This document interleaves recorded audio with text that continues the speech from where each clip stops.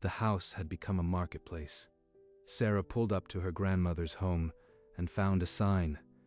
Estate sale, everything must go. She stepped inside to find folding tables piled with Margaret's china, her linen, her silver. On a corner table, among brooches and old watches, she saw the pearl strand her grandmother wore every Sunday. The tag read, $40. That was Grandma's. She promised me these when I was 12. Oh, that. Olivia needed the flowers more. You can buy it back if you care so much. Sarah handed over 2 20s.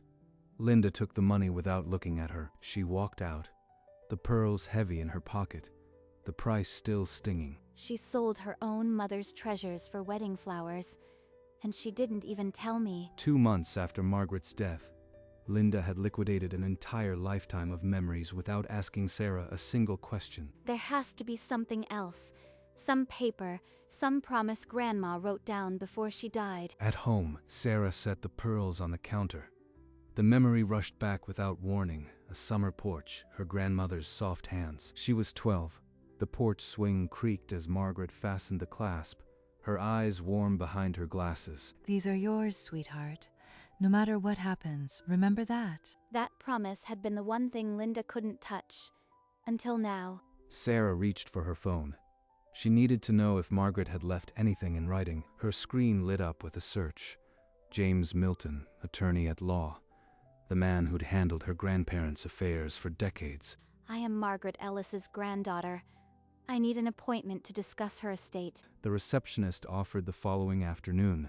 Sarah confirmed without hesitation. If there's a will, he'll have it.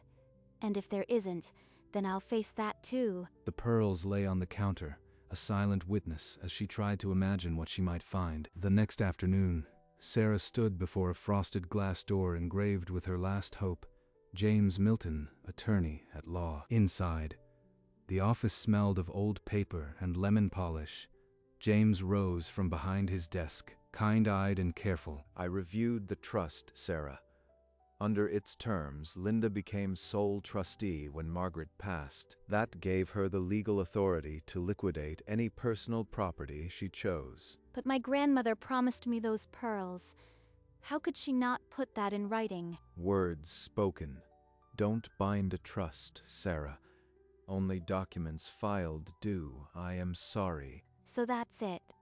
Linda wins, and all I am left with is $40 worth of grief. James watched her for a long moment, then paused, something unspoken crossing his face. There is one thing. Margaret came to see me 3 weeks before she died. She asked me to keep something private. He walked to a locked filing cabinet, pulled out a folder labeled Margaret Ellis, personal, and held it without opening. Sarah stared at the folder, her heart starting to race. This wasn't just another trust document. She came in with this sealed envelope, gave strict instructions for Sarah only. I wasn't to open it. An envelope? For me? Why didn't you call? Because she asked me to wait until someone came asking about her personal wishes. You are that someone. Grandma knew. She knew Linda would do this. I want to open it. Now? You have that right. It's addressed to you. But Sarah, be prepared for whatever it says. Sarah drew the envelope closer. The wax seal bore Margaret's ring imprint, a lily. Her thumb hovered over the seal, trembling. The office fell silent. The envelope sat unbroken, its wax seal glowing under the desk lamp. As Sarah steadied her breath, the wax seal broke with a sharp snap. Sarah unfolded several pages of Margaret's neat, trembling handwriting. I, Margaret Ellis, declare this my last will and testament. All personal property and the lakeside cottage go to my granddaughter, Sarah, as sole heir, because my daughter, Linda, will not respect what was mine. James leaned in, his breath catching. He hadn't known what the envelope held. Sarah, this is a holographic will. Handwritten and witnessed. It's valid. It supersedes the trust. She knew. She planned for this. For Mom's betrayal. The trust was not the end. Margaret had safeguarded her true wishes until now. This changes everything. The sale, the cottage, Linda's control. None of it was final. Sarah looked up from the pages, her eyes wet, but her jaw set. The fight was only beginning. So the estate sale, it was never legal. Can we get everything back? We can petition to reopen probate. The court will order a full inventory of everything that was sold. Linda will fight this from page 1, and Olivia will be caught in the middle. I won't sugarcoat it. This will create a permanent rift. Linda won't forgive it. But she didn't ask my forgiveness when she sold Grandma's pearls for $40. What happens if I do nothing? If I just walk away? Then Linda keeps the cottage. The sale money, everything. Your grandmother's last wish means nothing. Number. File the will. James, my grandmother wanted me to have what's mine. I'll prepare the petition today. Linda will be served by tomorrow morning. That evening, Sarah sat alone with the will, her phone silent, knowing the next call would ignite everything. The next morning, a process server walked up Linda's driveway and handed her the petition. You are hauling your own mother into court? For what? A few pearls and a shack by a lake? This isn't about the cottage. It's about the will and what Grandma wanted. That afternoon, Olivia called during her final dress fitting, her voice cracking through the line. Sarah, please wait. Just until after the wedding. Don't do this to Mom now. The wedding was being used as emotional manipulation. It made the betrayal feel even uglier. You don't get to use your wedding as a shield. Olivia, I won't let you minimize what she did. Linda spent that evening at Olivia's table, painting herself as the victim.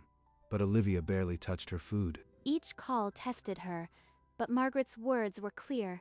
The will spoke for itself. She blocked Linda's number and let the legal process grind forward. Some rifts couldn't be healed. James called Sarah to his office. On the table lay the estate sale ledgers and a pile of photographs. She lifted a photo of the Steinway. The sale sticker read, $800. That piano was worth $40,000, Sarah. She gave it away for pocket change. $40,000. Linda liquidated a legacy to cover wedding party trivia. Antique silver flatware went for $50. Gold bracelets sold for less than melt value. James set a certified appraisal on top. The total loss, $112,000. That's not cleaning house.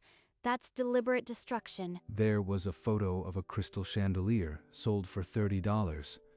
Another of a painting that soon resold for $7,000. She didn't just sell things. She erased our history and called it a budget decision. The valuation was filed with the court. The ruling on restitution and the cottage was now a matter of weeks. In a hushed courtroom, Sarah sat beside James while Linda took the witness stand, her hands visibly trembling. I believed I had full authority. The sale was necessary for Olivia's wedding costs. The judge pressed her on the Steinway, the pearls, the chandelier. Each item sold for a fraction of its value. I didn't get them appraised. I just wanted to clear the house quickly. Sarah's hand moved to the pearls around her neck, her grandmother's voice ringing in her memory. Because Linda will not respect what was mine. She predicted this scene exactly. The judge remarked that the sale appeared more like a liquidation for expedience, not the act of a responsible trustee. The court is leaning toward us. If the final order mirrors this, you'll get everything back. The judge scheduled the final ruling for 3 weeks from that day, leaving everyone in aching suspense. Sarah watched Linda's face pale as the gavel struck, knowing the reckoning was no longer hypothetical. 2 weeks later, an ivory wedding invitation landed in Sarah's mailbox, her name written in Olivia's hand. A handwritten note inside read, "Please come, Sarah. Let's heal for Olivia's sake. Mom." She's not asking for forgiveness. She's asking for a performance. That afternoon, she drove to the lake cottage, its porch shrouded in quiet November stillness. Grandma wanted me to have this. I can feel her here more than anywhere else. Back home, she checked the accepts with pleasure box and sealed the reply. I'll be there, Olivia. Linda heard the news and clasped her hands together at the kitchen table, a flicker of hope crossing her face. Let them think this is reconciliation. The court will speak soon enough. The cottage sat on the edge of the lake, empty and patient as the wedding day drew closer. The morning before Olivia's wedding, James summoned Sarah to his office. He stood behind his desk, holding a thick envelope. The final order is signed. The cottage is yours, and Linda owes the estate $112,000. She unfolded the deed. Margaret's name was crossed out, replaced by her own in fresh ink. Everything she wanted for me. The cottage, the pearls. Finally. Across town, a courier handed Linda a copy. She tore it open in her kitchen, and the paper slipped from her fingers. 112,000? How does she expect me to pay that? The wedding was in 2 days.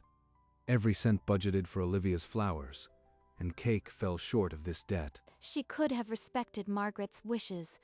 Instead, she stripped away everything. The court's order was unconditional. Linda had 30 days to remit the funds. No extensions permitted. Sarah placed the deed in a drawer. The wedding was a day away, but Linda's smile would not be the same. Sarah fastened the pearls around her neck, their familiar weight a quiet reminder of Margaret's promise. She arrived at the outdoor venue to rows of white chairs and an arch of roses, Olivia's day. Olivia stood in the bridal suite, radiant in lace, unaware of the legal ruin waiting at home. The processional music swelled. Olivia walked the aisle, tears in her eyes, and Sarah clapped along with everyone. At the reception, Linda stood with a champagne glass, her smile tight. She tapped the microphone. To my daughters. We've had our differences, but family forgives. Let bygones be bygones. A few guests exchanged glances. The air thickened with what wasn't being said. Forgiveness. She still doesn't understand what she did. Sarah lifted her glass in a silent toast, meeting Linda's eyes for a long moment. Linda lowered her glass first. The wedding went on, but the room never quite relaxed. The morning after the wedding, Sarah sat at her laptop, a cup of coffee cooling beside her. She navigated to a short-term rental platform and selected Become a Host. The first photos she uploaded were of the cottage at sunrise, the lake flat and gold. A title. Lakeside Retreat. A peaceful getaway. The description read, charming one-bedroom cottage with wraparound porch and lake views, sleeps 2. She set the weekend nightly rate at $200, then raised it to $250. This house isn't a family handout anymore. It's an asset, just like she treated it. She selected the upcoming weekend for the first availability, her heart beating faster. Then she clicked List My Property and watched the screen confirm the live posting. Within seconds, a confirmation email arrived. The cottage was now open to the world. 3 mornings later, a letter taped to Linda's apartment door stopped her cold. She tore it open and read the words every renter fears. Building conversion. 30 days to vacate. Where am I supposed to go? I owe $100,000. I have nothing. She grabbed her phone and began searching for rentals. Anything, but her fingers typed Lake Cottage instead. The top result showed a familiar blue-gray porch, her mother's cottage, with a price and a calendar. Sarah did this. She put my mother's house up for rent like a hotel room. She clicked through the photos, the living room, the porch, the lake view her daughter now sold to strangers. The eviction notice lay on the floor as she lowered the phone, the weight of both losses hitting at once. She wouldn't even give me a roof. She'd rather rent it out to strangers than her own mother. The cottage was no longer a family home, it was a business, and Linda was officially homeless. Linda's finger pressed Sarah's number.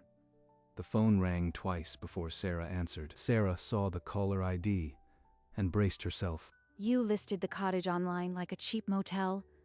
Are you trying to destroy me? The cottage is mine. I don't need your permission to rent it. I am being evicted. I have 30 days and nowhere to go, and you are renting out my mother's house? Sarah closed her eyes for a moment, the words of the holographic will echoing in her memory. The will said you would not respect what was hers. I am just making sure you never can. You are just like her, cold and judgmental. Both of you never thought I was good enough. Sarah ended the call without another word. The connection died, and the weight lifted. She touched the pearls at her throat, the lake breeze cool against her skin, and felt, for the first time, that her grandmother could rest. She woke before dawn, the cottage silent around her, the lake glassy and still outside the window. In the kitchen, she brewed coffee, the rich smell filling the small room as ribbons of steam curled upward. She carried the mug onto the porch and settled into the old rocking chair, the same one Margaret used each summer. This is what Grandma wanted. Quiet mornings, the lake, and someone who loved it all. Through the window, she saw the framed photograph on the mantel, a young Margaret wearing the very same pearls. The image caught the dawn light. Margaret's eyes warm, her smile as kind as Sarah remembered. Thank you for everything you left me, for trusting me with it. She set the mug down and walked barefoot across the cool grass to the shore. The water lapped at her ankles, the same water her grandmother had touched decades ago. She turned back toward the cottage, the morning sun full on its blue-gray shingles, and felt the weight of months lift. The first rental booking arrived before noon, a couple celebrating their anniversary. They wanted quiet and a lake view. Sarah set fresh towels on the porch swing and clipped Margaret's photograph to the rental binder, a welcome note, not a goodbye. A house isn't a home until someone fills it. Grandma taught me that. The cottage hummed with new life. Strangers who admired the china read on the pier and said the place felt blessed. Sarah never mentioned the court case to the guests. She simply made coffee each morning and left fresh flowers on the mantel. The framed photograph of Margaret now rested on the windowsill, facing the lake. The pearls stayed around Sarah's neck, always. Mom sold everything else, but she could never sell the part of Grandma that still lives here. The lake, the wood slat porch, the creak of the rocking chair. All of it was hers by right and by love. Linda's eviction notice eventually expired, but Sarah never learned where she went. The cottage rental calendar stayed full. Sarah lived quietly, as her grandmother had, with the pearls around her neck and the certainty that the only inheritance that matters is the one you're brave enough to protect. A full year passed, and the cottage became a place people booked months in advance, leaving notes about the feeling of stepping into a story. Sarah kept Margaret's photograph on the mantel, and the rental binder, now thick with reviews, carried a phrase that repeated, "Blessed." Grandma would have cried happy tears. She always wanted this place to be a home. She never heard from Linda again, though a cousin mentioned she'd moved to a small apartment across the state. Olivia sent a Christmas card once, a photo of her and her husband, but no return address. Sarah pinned it to the fridge. The legal debts were never fully collected, but the cottage rental income grew quietly in an account Sarah opened in Margaret's name. Money doesn't buy back a Steinway or gold bracelets, but it keeps the roof patched and the porch painted.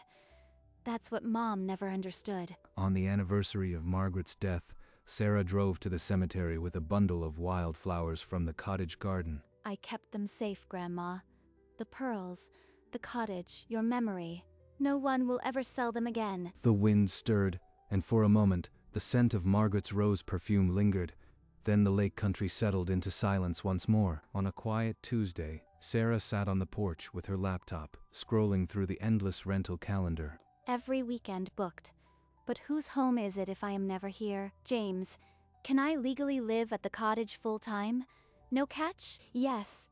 Then, I am deleting the rental listing. She closed the laptop and drove to her apartment for the last time.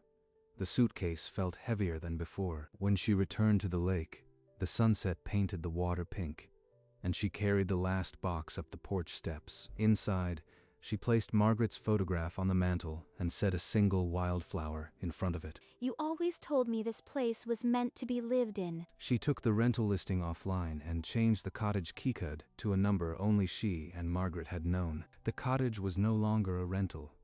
It was Margaret's and now Sarah's home. The real will had done more than correct a wrong. It had drawn a final, unbreakable line. That winter, Sarah was cleaning the attic and found a small locked chest tucked behind old cedar blankets. The key she'd kept from Margaret's personal effects fit perfectly. The lock clicking open with a sound like a held breath. Inside lay a sealed envelope with Sarah's name in Margaret's handwriting, the ink still dark after years. The letter began, "My darling Sarah, if you are reading this, then I was right. Linda did not honor what was mine. The cottage was never just a house. It was my place of healing. I give it to you so you never have to heal alone. Wear the pearls. Open the windows, and let the lake remind you that love outlasts every betrayal. Always, Grandma." You knew me better than anyone, Grandma. and you made sure I'd have more than just a house. She framed the letter next to Margaret's photograph, a private apology from the past that no court could order. The will gave me ownership, but this letter gave me peace. She didn't just protect things, she protected me. The cottage stood on the shore, its door unlocked again, not as a rental, but as a home that had finally returned to the one who loved it most. Sarah woke to the sound of loons on the lake, the first light filtering through the lace curtains like a blessing. She padded to the kitchen, barefoot on the old wooden floor, and set the kettle to boil. On the porch, the rocking chair creaked as she settled in, a mug of tea warming her hands. This is home now. Not a court victory, not a statement, just home. Through the window, the framed photograph of Margaret caught the first rays, her grandmother's smile eternal. She walked across the grass, the dew dampening her feet, to the water's edge. The lake lapped softly, a rhythm that had outlasted every argument, every greedy hand. By evening, Sarah lit a fire in the hearth, the cottage glowing warm against the autumn chill. She pulled Margaret's quilt over her lap and opened a book, the same copy of poetry her grandmother had loved. Outside, the cottage stood sentinel in the moonlight, its windows golden, its story finally at rest. The next morning, Sarah rose with the sun, the cottage still wrapped in the hush of early dawn. She brewed coffee, the ritual now as familiar as the pearls resting against her collarbone. On the porch, she inhaled the pine air, and for a moment, she wasn't the granddaughter who sued her mother. She was just a woman at peace. Grandma always said the lake remembers. I think it remembers her. She lifted the pearls, feeling their history, and remembered the day she found them tagged $40. That tag, that small betrayal, had led to this, a home she'd defended with the truth. The will didn't just give me property, it gave me permission to protect myself. Above the hearth, Margaret's photograph caught the light, her smile as warm as the tea in Sarah's hands. Sarah stepped out once more, the porch creaking under her bare feet, and set a fresh wildflower on the railing. And as the sun climbed over the lake, the cottage stood, not just inherited, but earned.